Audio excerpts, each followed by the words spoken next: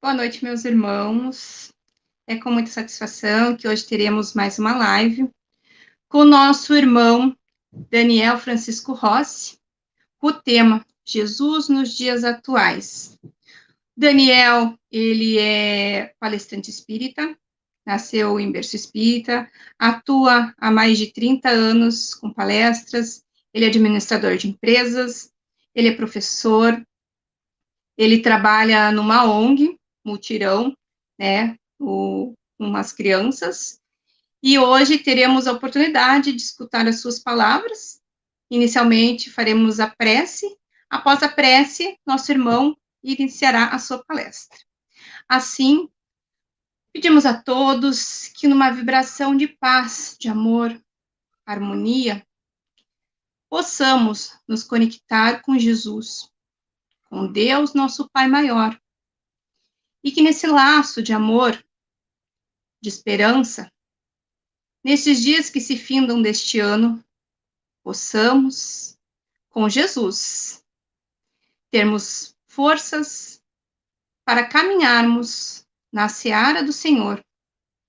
Assim, o Evangelho nos traz as palavras para fortalecer-nos cada dia mais os nossos passos, que ainda às vezes são vacilantes. Que Jesus possa segurar na mão de cada um e guiar até o Pai maior. Assim, pedimos ao Pai muita sabedoria e muito entendimento e compreendimento nas palavras do nosso irmão Daniel. Que assim seja. Muito obrigada. Olá. Obrigado, Fernanda, pela prece. Obrigado a todos vocês que estão aí, que vão entrando na sala para nos ouvir ou ouvir as reflexões que fazemos, que não são nossas, são do Cristo. Então vamos fazer as reflexões juntos. Tudo bem aí? Me ouvem bem? Fernanda, tudo ok? Ok. Muito bem, a proposta a que nós estamos trazendo é fazer uma reflexão de Jesus nos dias atuais, como se fôssemos rememorar algumas passagens do Cristo que estão nos evangelhos conhecidos, mas que estão também em outras literaturas, como a literatura espírita, obras do Divaldo Franco, por um espírito maravilhoso chamado Amélia Rodrigues, que teve uma vida maravilhosa quando em vida no Brasil, lá na Bahia, e escreveu uma série de livros contando histórias do Cristo, várias que não estão nos evangelhos, são fontes espirituais de inspiração e que o médium Divaldo pôde nos trazer. E, a partir dessas histórias, uma ou outra aqui e acolá, a gente quer trazer alguns pontos de reflexão do Cristo nas nossas vidas. Mas veja, uma reflexão que seja útil para a virada de página. Uma reflexão que seja importante para a gente mudar alguma coisa em nossas vidas. Reflexões que sejam fundamentais para a gente poder, ao nos depararmos com nossos erros, ou com a velocidade com que as coisas vão acontecendo em nossas vidas, a gente possa pensar o que mais pode ser feito, o que de melhor pode ser feito por todos nós. Cada um de nós, em especial, como indivíduos nessa vida, e a gente como grupo, como coletivo de pessoas queridas, adeptos à filosofia espírita, o espiritista, que trabalham nas casas espíritas. O trabalho ficou diferente neste ano da pandemia, mas aí à frente, o que virá, né? Então, colocar Jesus nos nossos corações é fazer o que a própria doutrina espírita propõe em nome de Allan Kardec. Kardec chama a doutrina espírita de um cristianismo redivivo, né? A ideia de nós nos tornarmos espíritas é que, ao estudar o espiritismo, a gente não aprende só pontos avançados da ciência, do corpo espiritual, dos mecanismos da mediunidade, né? Os mecanismos aprendidos com o espírito André Luiz por Chico Xavier em obras maravilhosas como Evolução dos Mundos, caminhos científicos propostos por Emmanuel, por Chico Xavier, no livro Caminho da Luz, contando a história do mundo, a história do universo até os nossos dias, que são livros maravilhosos, né? São fontes divinas e maravilhosas. Mas também a gente entender nosso papel diante de todo esse conhecimento e saber que, primordialmente, o conhecimento todo dessa ciência nova que vem por aí, das tecnologias, né? didáticas de educação mais modernas, nós temos um objetivo, enquanto espíritas, que é resgatar o Cristo primitivo. Por isso o cristianismo primitivo, no sentido primitivo dos primeiros dias, dos primeiros anos, das primeiras décadas, dos primeiros cristãos, contados em histórias também romanceadas por Emmanuel, no livro Paulo e Estevão, 50 anos depois, e tantas outras obras, né? O Cristo está distante de muitas pessoas que fazem parte da sociedade atual. Essa frase deve ser corrigida. Muitos de nós estamos distante do Cristo nessa nossa sociedade atual. Ele não está distante de ninguém. Mas nós, num fenômeno muito atual, muito moderno, temos uma gama tão variada de religiões, de irmãos nossos, mesmo de opiniões dentro do seu espírito a respeito do Cristo, que fazem dele quase que a nossa imagem e semelhança. A gente hoje vê um Cristo meio armado, a gente vê um Cristo meio bravo com a sociedade, essa representação. Um Cristo que condena as pessoas diferentes, que condena até os pequenos, né? Porque são pessoas que, em nome do Cristo, falam, usam e abusam dessas terminologias para impor uma verdade. E o Cristo nunca impôs verdade alguma, ele mostrou, pelo exemplo radiante que ele era, como um sol. Então, nossa opinião, a partir dos nossos estudos, é que falta muito do Cristo em nossas vidas, no sentido de como ele era lá na raiz primitiva dos primeiros discípulos, primeiros apóstolos, que quando entendiam a mensagem cristã de que a vida continua e que a felicidade real não é deste mundo, mas do outro, e que nós devêssemos amar a todos sem distinção de raça, cor, credo, partido político, sabendo que cada um tem sua hora, tem esse momento para nos aproximarmos ou não, naquele momento, né? E fazer como ele fazia, arrastando as multidões, que somos nós, as multidões, né? Pela força do seu magnetismo infinito, né? Solar, né?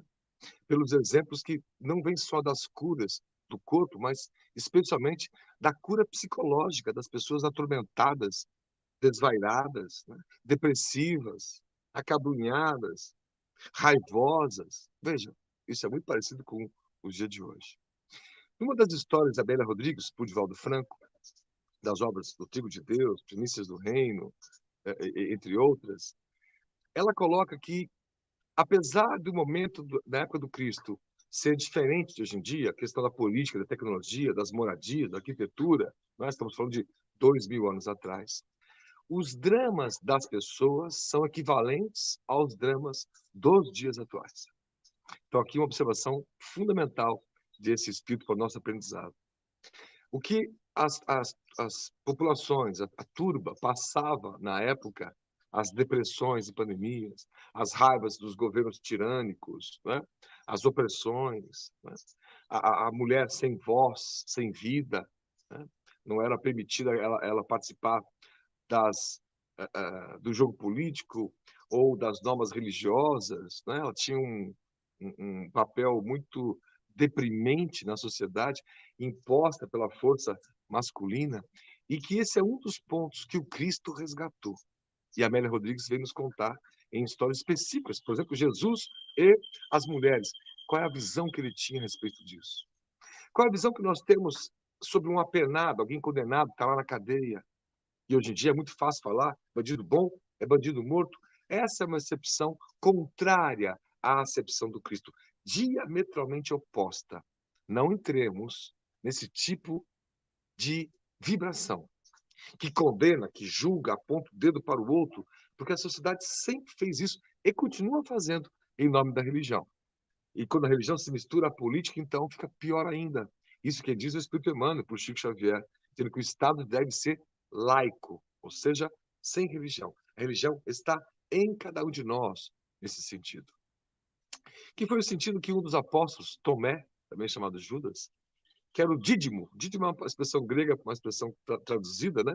Lembrar que o que significa gêmeo. Talvez ele fosse o irmão gêmeo de alguém, o primo, alguém com alguma proximidade com o próprio Cristo, né?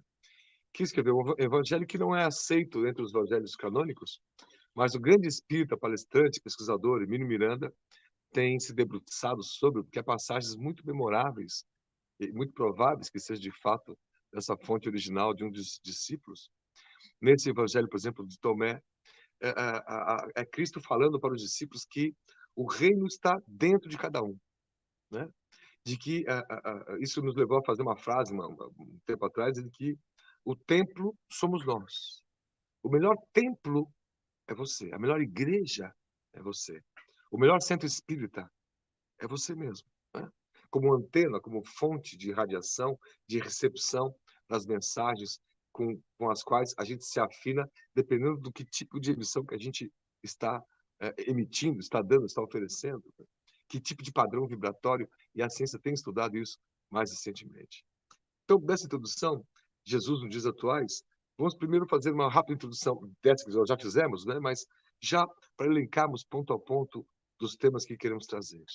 Primeiro, as pessoas que a gente estuda nas casas espíritas, que ouve nas palestras espíritas, nos estudos, nas peças online, nos eventos todos, as biografias que são citadas de grandes personalidades da humanidade, da história, e que nós devemos imitar, por assim dizer, apesar de sabermos que o único modelo e guia para a humanidade é Jesus. Kardec perguntou isso lá na questão 625 de O Livro dos Espíritos, né? A resposta é a segunda resposta, a primeira resposta mais curta de toda a obra, né? Que é Jesus, né? Ele é nosso modelo e guia. Mas vários dos seus mensageiros, várias das grandes biografias, são também modelos menores, mas que estão mais próximos de nós, no sentido das vivências, para que nós possamos nos emocionar com as histórias e buscar ver como que a gente aplica isso no nosso dia a dia. A primeira observação, portanto, são os franciscos. Eu tenho Francisco, um sobrenome, por causa do meu avô, e minha mãe diz que isso tem a ver com Francisco de Assis, como muitos franciscos, né? São homenagem ao grande homem da cidade de Assis, o grande Franzino, homem da cidade de Assis, né? Você vê que o exemplo dele, nascido em família rica, né? O pai um tecelão, ele colocado para lutar nas guerras que havia lá no interior da Itália naquela época, né? Como por muitas décadas depois também houve. E o momento que ele rompe com tudo aquilo, que dentro dele há um chamamento do latim vocar, de vogal, né? De voz, por isso vocação, uma vocação para fazer algo diferente. Ele se destra, ele tira a roupa, anda pela cidade de Assis, que é no alto do monte, e desce nos campos. E lá embaixo resolve, então, construir a sua igreja, chamada Porciúncula, uma igreja de pedra. Gente, a igreja tem um metro e pouquinho, por um metro e pouquinho. Parece uma mesa de pequenininha.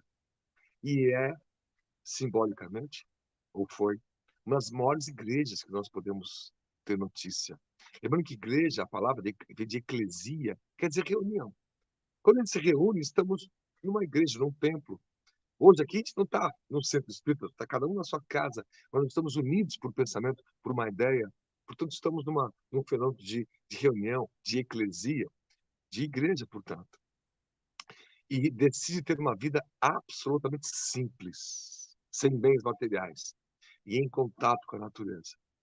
Vai até Roma falar com o Papa para permitir a ordem, e eles veem aquele quase maltrapilho, os cardeais com as suas roupas nobres, suas túnicas imponentes e banhadas com metais preciosos. A cena dele beijando o anel do Papa, o anel de rubi, brilhantes, muita riqueza, é chocante diante do Jesus que ele tinha dentro dele. E isso parece uma realidade atual. Qual Jesus a gente segue? Dos templos imponentes, dos fenômenos maravilhosos, no sentido de multidão gritando o nome do Cristo. Mas que Cristo é esse que as pessoas gritam? Gritam até que se ouça, mesmo que não se queira. Que Jesus é esse? É um Jesus que pega em arma? É um Jesus que condena o pequeno? Ora, a vida do Cristo era salvar no meio da multidão dos pequenos os mais frágeis, os que mais sofriam e queriam a salvação.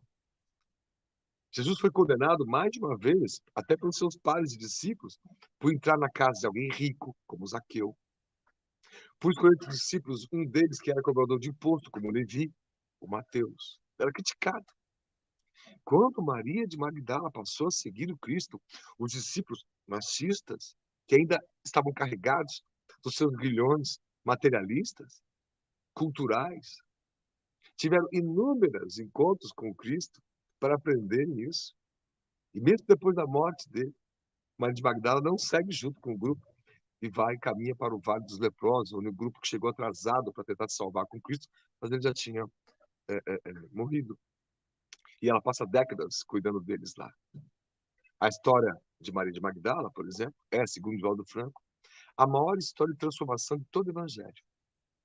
Era alguém que veio do meretrício, de uma vida difícil, de ilusão, vendendo ilusões, riqueza, mas sem aquela completude, sem se sentir completa. Às vezes a gente diz, nossa, se eu ganhasse na Mega Sena, minha vida ia ser perfeita, completa. Olha, ia ser uma vida boa para você pagar as contas e ter as coisas. Mas quantos ricos são realmente felizes, né? Você vê nos jornais notícias incríveis de pessoas, até da alta sociedade, economicamente falando, se matando por ciúmes, os feminicídios de toda ordem, as corrupções de toda ordem. Há atletas, há celebridades, profissionais que são conhecidos, têm fama, saúde, riqueza e não são felizes, não conseguem firmar um exemplo transformador, né? São poucas desses atletas, como nós temos exemplo aí, junto com o pessoal da Fernanda, que se prestam a ter uma causa nobre, trabalhar em nome da educação, do voluntariado, da assistência social, da educação para os mais carentes. Não são muitos os bons exemplos a esse respeito. Então, um primeiro ponto é a gente entender que onde nascem as estrelas, onde nascem as grandes biografias. Bom, independente de onde nasçam, a vida que eles escolhem ter é uma vida simples. Como foi a vida de Allan Kardec, um professor, um pedagogo, que abria escola, mas a criança que não podia pagar frequentava. Então ele sempre teve dificuldade financeira. Mas ele aprendeu isso com o professor dele, Pestalozzi, da onde nós tiramos inspiração para criar nosso Instituto Mutirão, a pedagogia do afeto, que também cobrava das famílias que podiam pagar, mas as que não podiam pagar, ele não cobrava, mas elas frequentavam e tinham o mesmo ensino e o mesmo tratamento. Então, um dos Franciscos é esse. O outro Francisco, para nós espíritas, é Francisco Cândido, né? Xavier. Cândido é quase uma redundância, além de estar no nome dele, é uma alma, né? Nesse sentido, quase de uma pureza, de uma humildade, que é um exemplo muito marcante, né? Uma vida toda simples, sem títulos terrenos. Muito embora ele gostasse, quando alguém chamasse para ser cidadão honorário de alguma cidade, algum local, ele ia com muita honra, falava com muita propriedade, mas não era isso que fazia a vida dele. A vida dele era feita desses cantinhos, ou debaixo do abacateiro, nas suas preces, nos evangelhos, na sua incrível mediunidade, acalentando centenas e milhares de corações. Então, as grandes estrelas nascem ou vivem de maneira muito simples, mas é uma simplicidade arrebatadora. Podemos colocar aí nesse canto alguém não Francisco, como Mahatma, uma grande alma, né? O Gandhi, né? E a vida que escolheu ter, da desobediência civil. Olha que forte isso. Era uma desobediência baseada na paz, na não violência. Mas o estado de coisas precisava ser mudado. Ele foi fazer alguma coisa. Foi fazer alguma coisa. Sabe, arregaçar as mangas e fazer, e mergulhar na vida. Pouco se fala, porque a sociedade é muito machista, da esposa dele, a Kasturbai, uma mulher incrível. Que quando o Gandhi começava a falar nos microfones, nas estações de trem lotadas, ele tirava o microfone, a esposa dele assumia o microfone e continuava a falar. Ele passou para a história como um grande missionário, que de fato foi do Cristo, né? Mas ela foi uma companheira à altura para entender toda a demanda e a dinâmica que ele queria passar para as pessoas. Hoje, nos dias atuais, ao perguntar na Índia para algum jovem sobre Gandhi, vai dizer que foi uma grande pessoa, mas as ideias dele não dá para colocar em prática, não. Por quê? Porque tem que respeitar o outro diferente, tem que mudar as coisas sempre pela paz. Não é mais fácil mudar as coisas pela violência? Veja como a ruptura de um não é fácil de ser seguida como ruptura de outros, né? A gente aprecia a vida desses missionários, mas tem uma dificuldade enorme de colocar em prática, né? Chico Xavier, por exemplo, cumprimentava todos, chamava todos pelo nome. Todos. Garis, coletores, lixeiros, catadores. Nós perguntávamos para espíritas, nós, quantos catadores a gente conhece pelo nome, sabe onde mora, e já tomou um cafezinho com ele na casa dele? Quantas catadoras, mulheres, senhoras a gente conhece e acha normal uma senhora de 60 anos puxar carrinho de reciclagem com restos da sociedade? Faz parte da paisagem. A gente nem fica mais comovido. Às vezes a gente até dá um prato de comida para essa senhora catadora. Não é muito pouco. Para quem quer resgatar o cristianismo primitivo, viver a vida do Cristo nos dias de hoje, é muito pouco. Dar uma sopa de domingo é nobre, fundamental, importante para quem recebe. Mas as pessoas comem todos os dias, as crianças também.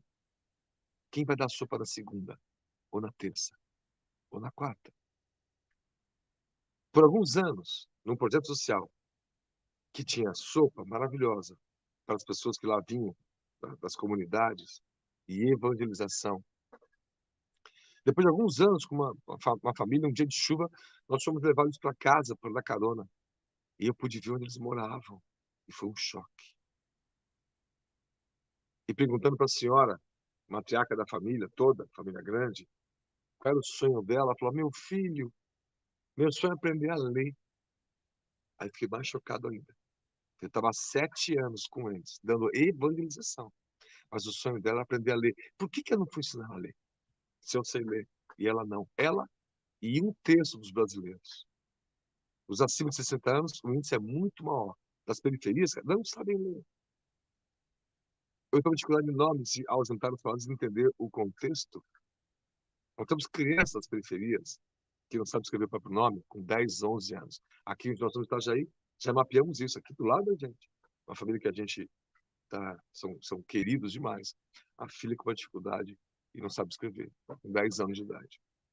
As crianças das escolas particulares, com 5 para 6, já estão arriscando escrever. Com 7, estão escrevendo e lendo. Não é justo. E a gente olhar com isso com cara de normal, não é justo, não é certo. Se lembrar do Sermão das Bem-aventuranças, que bem-aventurados são os mansos, são os pacíficos, são os que sofrem perseguição por causa da justiça, são os simples, são os brandos. É hora de transformar a mansuetude, a doçura, em ação. Não adianta eu vibrar à distância para aquela criança que não sabe ler, porque ela não vai aprender a ler só com a minha vibração à distância. Embora seja importante a vibração, a prece. Eu preciso, além da prece, fazer a transformação. E ir além. Como disse Jesus, se alguém lhe pede para caminhar 1000 passos, vá 2000. Faz mais, faz além. Então, as grandes biografias que nós seguimos e comentamos nas palestras espíritas devem ser agora não só aprendidas como biografias, mas como é que eu transformo parte da vida dessa pessoa como minha vida mesmo, de fato? Como é que eu me entrego para a doação? Como aquele jovem que falou: Jesus, quero te seguir. Ele falou: então vem, me segue.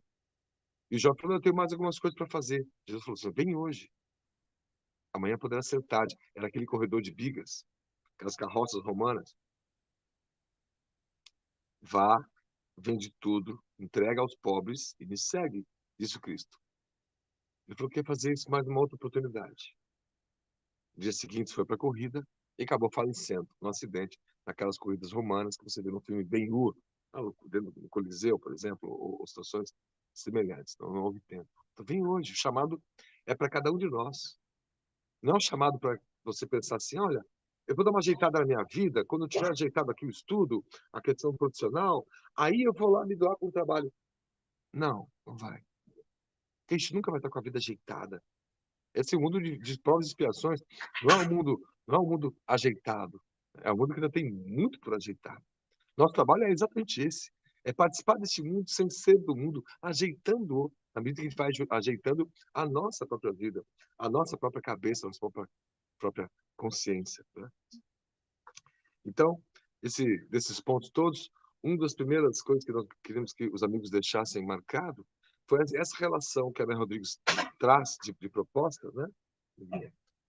Chamado Jesus e as Marias, ou Jesus e as mulheres, né? A relação de Jesus com as mulheres, com as Marias, é incrível, é maravilhosa, porque ela é sutil dos evangelhos canônicos. E ela é plena nas informações espirituais a respeito disso. Né? Plena, enorme, maravilhosa. Né? Na crucifixão, ou na crucificação, estavam lá poucos discípulos. A história conhece apenas um, João, o mais jovem deles, que estava junto a Maria, mãe do Cristo. A Maria Rodrigues conta que um dos Tiagos, irmão do Cristo, também estava lá, mas escondido no capuz, chorando por não ver ninguém daqueles que foram curados pelo Cristo lá defendendo. Triste por ver ninguém daquelas pessoas que seguiam Cristo lá defendendo. Haviam todos fugido. Mas as mulheres estavam lá. As Marias, mãe do Cristo. A Miriam, Maria, da cidade de Magdala, essa história que nós comentamos. Estava lá Joana de Cusa, esposa de um dos administradores do rei Herodes, e que era, à época, ajudava muito financeiramente os grupos. Joana de Cusa é uma das encarnações de Joana de Ângeles, de Divaldo Franco. As mulheres estavam lá. Outras mulheres, primas, chegadas, todas juntas, firmes e fortes por lá. Então, nós temos essa informação. E depois, a informação mais sutil também, que depois da morte do Cristo, da ressurreição e a sua partida definitiva, na ressurreição ele aparece para Maria de Magdala, o que causa constrangimento entre os discípulos, uma ciumeira danada. O que levou alguns pensadores mais recentes a imaginar que Cristo possa ter sido marido da Maria, porque na nossa limitação humana, pequenez humana, a gente não consegue imaginar alguém que tenha a vida dedicada a uma outra causa, que não seja só a construção e a formação de família. Né? Francisco de Assis, Francisco Cândido Xavier, que nós citamos, Divaldo Franco, que nós citamos, Raul Teixeira, que nós citamos, são personagens que dedicaram a vida a um trabalho missionário e não a uma vida de um trabalho de formação de família. Era a missão de cada um deles, de cada um dessas pessoas, desses personagens. E a primeira obra social que nós conhecemos na história, a primeira ONG, vamos chamar assim, foi a Casa do Caminho, criada por Pedro, André, seus irmãos, os demais discípulos, Tiago Menor, que era uma casa onde eles recebiam, na cercania de Jerusalém, viajantes, pessoas doentes, abandonados, enlouquecidas, entristecidas, machucadas pela vida, e que ali eram acolhidas. Quem fazia o trabalho de acolhimento, de alimentação, de usar plantas medicinais que curam, plantas curativas, plantas medicinais, né? Para fazer chás e ungüentos para curar eram as mulheres. Os homens estavam brigando entre eles para saber se iam criar um anexo na casa ou não. Pedro com Tiago, porque Tiago dizia, por exemplo, que ele só estava atendendo a questão alimentar, física. Ninguém estava falando de Jesus, era uma observação importante. Foram falar com Paulo, o antigo Saulo convertido, uma história maravilhosa, que propôs a eles que continuassem a trabalhar nas suas profissões, que não vivessem daquilo. O missionário não tem salário para ser missionário. Por isso que ele é missionário. Ele acha maneiras de viver de forma muito simples, mas para atender a sua missão, aquilo que ele se propõe. E nessa conjunção, portanto, além do papel feminino, né, fundamental, na Casa do Caminho e na colocação desses tripés, né, de sustentação do próprio Evangelho, as tradições orais da família de passar para os filhos, as mulheres faziam isso. Então, a relação de aprendizado, e vale a pena vocês lerem depois o livro de Amélia Rodrigues, do Divaldo Franco, para ver um capítulo específico, nós estamos citando aqui, Jesus, a relação dele com as mulheres, desse respeito. Ele foi a primeira voz do empoderamento feminino, forte, de tratar como iguais, porque sabiam que eram espíritos iguais, apenas com polaridades diferentes, para aspectos diferentes do processo da reprodução humana. Mas para se chegar à perfeição, teríamos que renascer em ambas as polaridades. Isso nós aprendemos com o Espiritismo. E isso é mal interpretado lá no Evangelho também. Jesus comenta com os discípulos, em algumas passagens, que toda mulher, antes de ser um espírito perfeito, deverá também viver como homem. Isso é traduzido como se fosse uma escala, né? Você primeiro a mulher, depois de ser homem, depois de ser anjo. Não. Eu queria dizer que há que ter as duas polaridades. É como se ele invertesse a frase, dissesse: todo homem, para chegar à perfeição, deve também nascer como mulher. Esse é um das passagens sutis sobre reencarnação que estão no Evangelho. Sutis, né? É necessário nascer de novo. As interpretações que damos daí. Quem diz que eu sou? Alguns dizem que é João Batista ou Elias, que reencarnou. Veja que é um conhecimento que tinha, mas apenas mais para os iniciados, como provam os pesquisadores dos séculos posteriores, né? Que conhecimento da transmigração das almas, a chamada palingenesia ou samsara, o que nós chamamos de reencarnação, já era conhecido. Então, Jesus, não vou dizer que foi o primeiro feminista da sociedade, porque não é esse o ponto. É mais do que isso, né? É mais do que isso, porque não há erros no apontamento de Jesus nesse sentido. Então, primeiro, o adiante de como nós estamos hoje, como Jesus estaria hoje, né? Nessa relação com as mulheres que você vê diariamente aí, os ataques aflitivos de homens consumidos pelo ciúme, pela pequenez que nós somos, enquanto homens, dependentes da psique feminina, do carinho, do amparo, da força feminina, que ama desde o seio da gravidez e para sempre, como qualquer filho e todo filho é amado, mesmo aqueles que cometem os erros mais duros e pagam por isso nos presídios, tem lá sua mãe que chora e vela pelo filho e acredita no seu potencial todos os dias. Né? Então, esse é um ponto de observação. O outro nós citamos é esse estudo do Hermínio Miranda, fazendo sobre o Evangelho de Tomé, que deverá sair. E Tomé é aquele discípulo do ver para crer, né? Jesus tem que mostrar as chagas, né? No pulso, pedir para Tomé, também chamado Judas, né? Tomé, tocar, né? Mas ele ficou profundamente tocado por aquilo. E de Tomé aprendemos isso, né? Esse segundo ponto. Primeiro, Jesus com as mulheres, nos dias atuais. Esse segundo ponto, queremos dizer que é isso, né? Qual é a melhor religião que tem? Divaldo responde isso dizendo que a melhor religião que tem é aquela que mais te faz bem. Mais te faz bem. Nós não podemos julgar, não devemos julgar. Nós espíritas jamais devemos julgar irmãos de outras denominações religiosas. Até porque quando a gente cai nessa, vejo amigos caindo nessa, da honra de ser espírita, por ter o conhecimento aprofundado acerca do Evangelho, eu digo, olha, a gente está tão aquém dos irmãos de outras religiões, nos trabalhos sociais. Quem que atende aquelas criaturas quase infantis, jovens, alguns adultos, que estão no vício do crack? Nossos irmãos evangélicos e uma outra unidade católica. Quem que atende a população de periferia em trabalhos sociais? As ONGs sociais que fazem educação e alimentação diária, não só de fim de semana. Olha, nós queríamos dizer que há diversos templos espíritas, centros espíritas, com projetos dessa natureza, abrindo sua porta para que dentro do templo, que às vezes só tem palestra quarta-noite, sábado-à-noite, reunião de segunda-noite, e à tarde, não posso colocar criança lá dentro, e os voluntários frequentando o centro espírita ensinarem a ler, a escrever, já que elas não sabem. Ou a gente vai apontar para o governo e culpar os governos todos que estão aí, e outros que virão. Não, a solução é nossa. A solução é da sociedade civil, também chamado terceiro setor, aonde se enquadram os centros espíritas, templos religiosos, as ONGs. É nosso papel. É nosso papel. A gente parar de achar que somos superiores por sermos espíritas e que o espírita é superior por estar numa doutrina espírita que é uma doutrina superior. Parar de usar essa expressão. Jesus nunca tratou alguém como superior ou não, a não ser para dar exemplos específicos para os discípulos, dizendo ele que superiores eram as meretrizes que acreditavam em João Batista, enquanto os sacerdotes, fariseus não acreditavam. Ele diz isso, está no Evangelho. Está em Mateus, está em Lucas, está em João.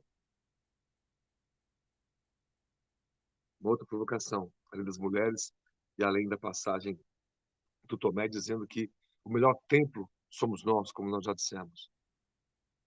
A melhor antena somos nós.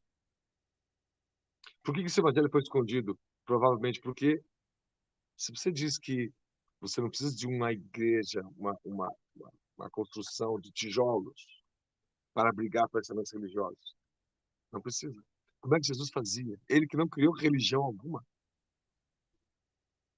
Ele pediu para os seus discípulos pregarem aos gentios, a outra leva de discípulos pregarem aos judeus, mundo afora, e quase todos, exceto João, viraram mártires. Tomé foi morto a flechadas, lá na Índia, pregando na Índia, levando o cristianismo para lá, e onde hoje tem uma igreja, onde em tese está seu corpo, na cidade de Masdas, na Índia. Só João viveu, que era o mais jovem dos discípulos, né? Viveu até velhinho, escreveu os atos finais do Apocalipse ali, que são quase uma linguagem hermética, quase incompreensível. E na crucificação também. Havia ao lado de Jesus duas outras figuras. Uma delas era Dimas. Dimas era um jovem que estava desesperado por falta de grana e resolveu assaltar uma caravana. A polícia da época pegou esse movimento e o prendeu. E a pena foi a pena de morte pela cruz. Bem na Páscoa. Nas tradições pascais, eles podiam liberar um preso. A turma escolheu não Dimas, não Jesus, mas a figura lá do um outro Simão, filho de Simão Barrabás. Né? Bar é filho dele, né? Simão Bar Jonas é o Simão Pedro, filho de Jonas. E o Simão Barrabás foi escolhido, mas era um revolucionário que libertar o povo do poder romano pela força, pela arma. E a turma ensandecida com isso, parece os dias atuais. Vamos mudar o país pela força, goela abaixo. Aí você vê espírita defendendo armamento agora, casa. Aí você vê espírita apontando o dedo para aqueles que têm as suas nuances no campo da sexualidade, do gênero. Você vê espírito dizendo isso, bandido bom, bandido morto. Qual Cristo que nós estamos seguindo? A proposta espírita é seguir o Cristo primitivo, nós lembrarmos dele nas passagens, e entender que as pessoas têm seus problemas, pagam suas penas, de acordo com a lei terrena. Mas é preciso avançar e continuar amando-as. Pois bem, a mãe de Dimas estava lá chorando, desesperadamente. Meu filho, eu não toquei em você. Esther, a esposa de Dimas, estava acalmando a mãe, a sogra. A Maria Rodrigues conta que a mãe de Dimas vê que uma outra mãe também estava chorando, que era Maria, mãe de Jesus. Pergunta, você é filho do Nazareno? Sim. E se abraçam emocionados. E ela pede a Maria, mãe de Jesus, que ele possa interceder pelo filho. Mas nisso, Dimas já vem no movimento profundamente arrependido. E Jesus, sabendo desse arrependimento, diz, você ainda hoje estará comigo. Depois que Dimas pede perdão para Jesus, ambos na cruz. O arrependimento é o primeiro passo da reparação. Arrepender-se. Eu posso ter tido posturas políticas e errei, hoje me arrependo. Se arrependa. É um exercício de humildade, dizer, errei, me arrependi. Não devia ter feito aquele post. Aliás, Jesus, nos dias de hoje, podemos usar uma frase da época para os dias de hoje, que é atire o primeiro post, aquele que estiver sem pecado. Sabe, post no Facebook? Atire a primeira publicação no Instagram, aquele que estiver sem pecado. A gente sempre condenando. Né? Na seara política, então, isso ficou muito evidente. O quanto a gente tem violência de nós. Faz evangelho, fala Jesus evangelho, tal, em seguida vai no computador e sai defendendo todo mundo no Facebook. Apontando, criticando o outro, assim, assado, e xingando. E o Espírito Emmanuel dizendo para o Chico Xavier, por que a gente se apaixona tanto por temas tão humanos como a política, tão materiais?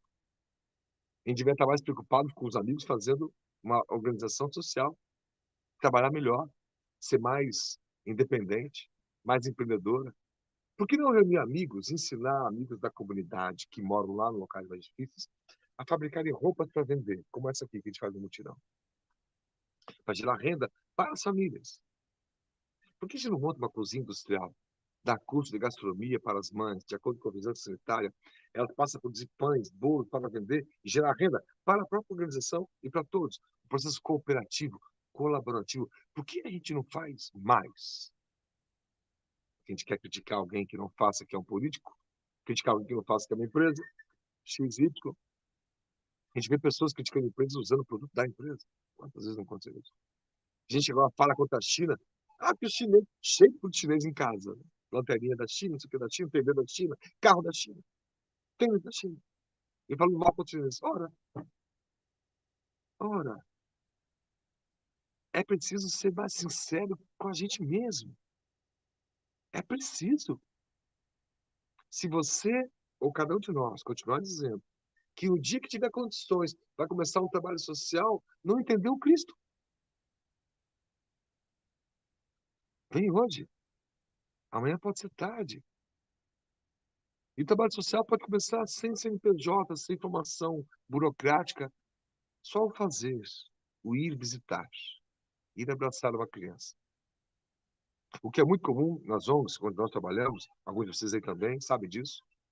Às vezes uma empresa vem uma vez por ano, vem, descarrega um monte de brinquedo lá no Dia das Crianças e some, não volta nunca mais. Eu tenho vídeos de crianças dizendo isso. Tio, aquela moça, alunas minhas da PUC iam lá, aquela moça não vai voltar? Eu falei, não vai voltar, meu anjo.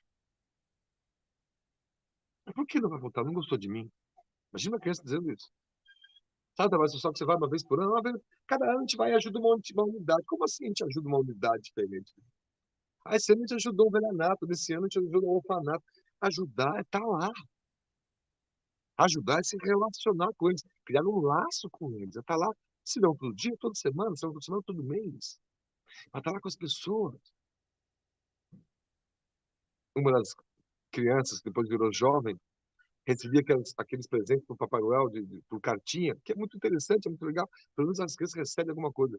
Mas ao perguntarmos para uma delas, a Luara, você prefere conhecer a pessoa que assinou essa cartinha e te deu esse presente que você pediu, ou não ganhar esse presente e só conhecer a pessoa da cartinha? Né? Então você prefere, essas duas escolhas que fizemos a ela. Você prefere então essa cartinha e o presente, antes de não conhecer a pessoa, é o que já aconteceu, ou você preferiria não ganhar o presente, mas conhecer a pessoa que escreveu a carta? Ela falou assim, óbvio, tio. Eu falei, óbvio o quê? Aquilo para mim não é óbvio. Ela falou, óbvio que eu prefiro conhecer a pessoa. Ela troca o presente que ela ganhou da própria pessoa. Troca pela pessoa, pelo contato com ela. E se a pessoa fosse lá uma vez ou outra, nós podíamos perguntar, e se a pessoa viesse mais e também pegasse a Luara para ir levar no shopping no dia que a Luara nunca foi no shopping? Com 14 anos de idade, ela nunca tinha ido no shopping. Nunca tinha entrado no shopping. Aliás, na comunidade lá no bairro Beraba, em Curitiba, nas vilas onde nós frequentamos, boa parte dos jovens até com 15 anos de idade nunca tinham ido no shopping. Se vocês gostam? Claro que gostam. Mas nunca ninguém levou, nunca deu oportunidade. Se sentem isoladas. Quando duas crianças foram levadas ao shopping, elas estavam se escondendo de segurança. Veja já o trauma social. Nós sabemos, vocês são meus filhos, tanto quanto meus filhos genéticos. Amar é esse exercício. Então, nós temos com as mulheres, ao contato de Jesus com os pequenos, com os mais simples, com os que se arrependem e né, no caso do Dimas era um bandido, assim chamado, né? Mas veja esse olhar. A visão de muitos contra os ricos e as riquezas, o que faz a gente fazer, isso é de cada um. É uma aprovação difícil, Jesus já falou, mas ele tinha uma amizade muito grande com José de Arimateia, que é alguém de muitas posses, ajudou muito o grupo, além da Joana de Cusa. A história de Zaqueu, ele rico, em cima da árvore, vendo a multidão, Jesus no meio da multidão. Jesus passa, desce daí, Zaqueu, que hoje eu vou ter contigo. Os discípulos ficaram muito chateados. Como assim? Como assim ele vai jantar com Zaqueu? Rico, usurpador. Jesus não fazia essa distinção. E deu uma lição para eles. Zaqueu era uma alma nobre. Estava fazendo suas coisas, viciado nas suas coisas, mas Jesus sabia, dentro dele, do potencial de realização, de mudança. Por isso foi adiante, né? E fez diferente, né? Para a gente ir fechando, enquanto a gente se doa hoje em dia, né? A gente doa o que resta, a gente doa o nosso resto, a gente doa o que sobra, né? Eu quero fazer essa menção à passagem do óbolo da viúva, uma senhorinha. Jesus estava ali o nome estranho desse posto de jogar moeda e fazer pedido era Gozofilácio, com discípulos de outros tantos. E vê uma senhora franzina e joga uma moedinha muito sutil e simples ali. E os outros se riem. Olha aí, está dando 5 centavos. Ao dia de hoje, né? Fazendo uma comparação. Está dando 10 centavos, não está dando nada. E Jesus faz essa menção. Ela está dando mais do que todos vocês aqui. Porque ela está dando tudo que ela tem. Ela só tinha aquilo. Enquanto muitos de nós, a gente dá uma partezinha de coisa que não vai nos fazer falta nenhuma. Quantas a gente recebe da ONG roupas velhas, sujas, rasgadas, tênis sem sola. A pessoa acha que é lixo e doa. Não entendeu? Como Jesus. Como Jesus que a pessoa é. 92% dos brasileiros são cristãos. 92% dos americanos também são cristãos. 90, a maioria do mundo é. E por que o mundo está assim? De qual Cristo? São cristãos? Cristões? São cristãos? De qual Cristo? Essa é a provocação. Nós somos cristãos, espíritas, de qual Cristo?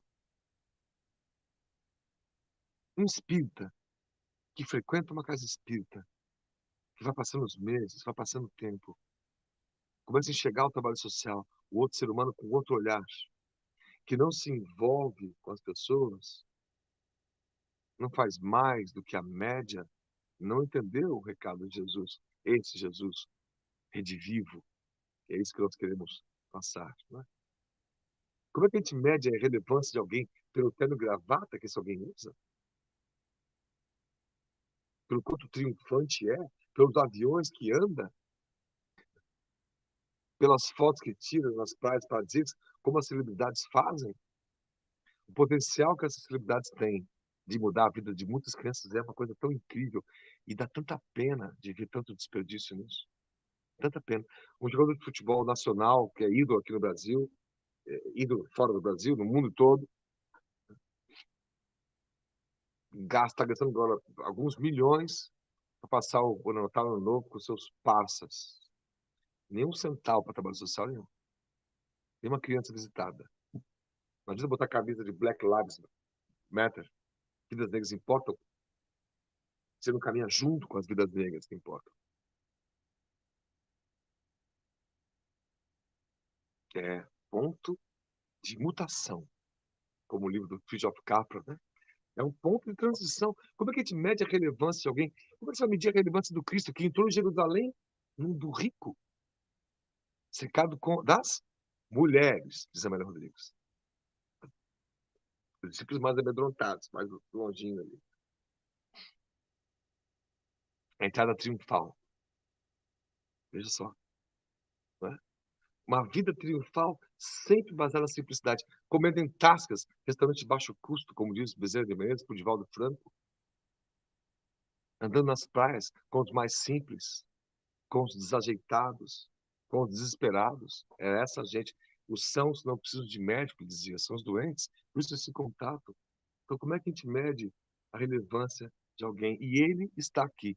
Como dizia uma música de Plínio Oliveira, né, no tempo das mocidades espíritas, há 20 anos atrás. Ele está aqui, com toda certeza está aqui. Plínio cantava. Para nos lembrar que Jesus está aqui. A gente fica achando isso uma coisa distante. Ah, meu Deus, vou precisar de muitas vidas para um dia sentir e ver Jesus. Não é isso que ele disse. Ele falou, onde um ou mais estiverem unidos em meu nome, eu estarei lá. Isso quando eu mando os arcanjos, os anjos, nos inspirarem em causas mais nobres, ou aplacarem nossas dúvidas, nossos anseios, nossos medos. Então, Jesus, nos dias atuais, é aquele que deve ser resgatado como ele era lá há 2.000 anos atrás. Nós, espíritas, todos nós, independente da idade, temos o papel de reconhecer isso. O quanto mais eu posso fazer, o quanto melhor eu posso fazer. O tempo urge. O mundo está em transição. Nós vamos ficar sentados esperando a transição acontecer para ver se eu consigo um benefício no final desse processo? Não. É cada um de nós que está fazendo. Sejamos os tarefeiros, com nossos erros, nossas questões ainda a serem resolvidas, sim, mas de cabeça erguida, sem orgulho, no sentido negativo, né? Cabeça erguida no sentido de que eu quero ir além. Eu estou enxergando o horizonte e é para lá que eu vou. Né? Como diz a música, né, de outra coisa, é isso? Se quiser saber para onde eu vou, para onde tem sol. Mas não é para praia, é o sol nesse sentido de Jesus representando o próprio sol, né? Como o rei solar, né? De modelo de todos nós. Então, quero dizer com tudo isso que há muitas histórias cristãs que são tão belas, tão maravilhosas, que estão nas entrelinhas. A defesa do Cristo em relação às mulheres, aos mais fracos, aos mais frágeis, colocando ele de volta, um Cristo generoso, caridoso com todos, respeitando as decisões pessoais de cada um de nós. É esse o Cristo dos dias atuais, necessário para o processo de transição que nós vamos vivendo nessas décadas que faltam até o mundo ter uma chacoalhada e se transformar, que isso vai acontecer quando a gente conseguir, cada um de nós, também nos transformarmos. Então fica aí a reflexão de cada um, né? A lágrima das Marias ao pé da cruz, até a obra social maravilhosa da Casa do Caminho, que eles fizeram, deram um exemplo para todos nós de hoje em dia, que possamos alfabetizar as crianças, alfabetizar os adultos, que possamos abraçar os garis nas ruas, os catadores, que possamos conhecer a realidade das famílias mais simples, sabendo que a gente pode fazer alguma coisa melhor, mais sustentável, duradoura, perene. Portanto, relação de longo prazo com a vida, uma relação de longo prazo com afeto, uma relação infinita com amor. É isso que nós desejamos a todos vocês, a todos nós, e deste ano que entra, deste ano que está indo embora, fiquemos todos em paz. Nós ficamos à disposição se alguém quiser fazer algum comentário. Quem quiser material depois, pode perguntar, pedir para as meninas que a gente manda também, tá bom? Obrigado a vocês, querida Fernanda, Bruna, muita paz, muito obrigado. Muito obrigada a você por estar aqui conosco, né? Trazendo tantas reflexões nessa última palestra do ano, nessa última semana. Possamos pensar nessas palavras que trouxe para a gente e refletir de verdade para começar a escrever um novo capítulo, um novo ano. Temos tantas oportunidades de fazer a caridade e de fazermos pelo próximo. Eu queria agradecer mais uma vez por estar aqui com a gente e convidar para fazer a nossa final. E agradecer a todo mundo que esteve aqui presente também. Tivemos muitos comentários positivos, o pessoal gostou bastante. E em uma outra oportunidade esteja com a gente novamente, viu? Muito obrigada. Obrigado a vocês, sempre que quiserem, se aguentarem, tiverem paciência, estou sempre à disposição, viu? Obrigado demais por todos vocês. E sigamos em frente. Eu peço licença então para a gente fazer a nossa prece final, certo? Pedindo a Deus, essa inteligência criadora que criou a todos nós, nossa mãe, nosso pai, a figura de Deus, temos o nosso mensageiro maior, o Cristo, Yoshua, Jesus, de Nazaré para o mundo e para dentro dos nossos corações. Nós pedimos aos espíritos luminares que trabalham na seara do Cristo, para que abençoe cada um de nós que estão nos ouvindo neste momento. Por extensão aos familiares que mais precisam, os que estão com mais saudade, os que estão mais distantes, os que estão adoentados pela vida física, ou adoentados pela vida psicológica e espiritual. Posso receber seus anelos, posso receber seu amparo, sua vibração de luz. E os anjos possam nos dar forças para vencer nossos medos, vencer nossas limitações e ampliarmos a gama de afeto que temos pela frente. Nós jogamos forças para todos, em especial pelas crianças deste mundo, das periferias, dos locais distantes, em especial aos esquecidos, aos catadores, aos garis, aos coletores, aos viajantes, aos que andam pelas ruas, aos andarilhos, a todos o afeto mais sincero de todos nós, por hoje e por todo sempre. Que assim seja.